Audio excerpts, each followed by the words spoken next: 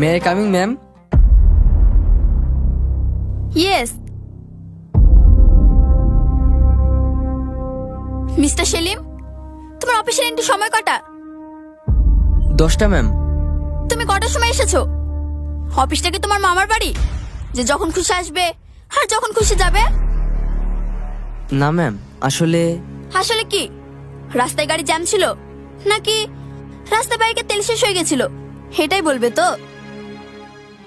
না ম্যাম। ভালো করে শুনে নাও, এখন থেকে অফিসের বস আমি, আমার আব্বু না। তাই আমি যা বলবো সেটাই হবে। আর সময় মতো অফিসে না আসলে তোমাদের মতন স্টাফ আমার দরকার নেই।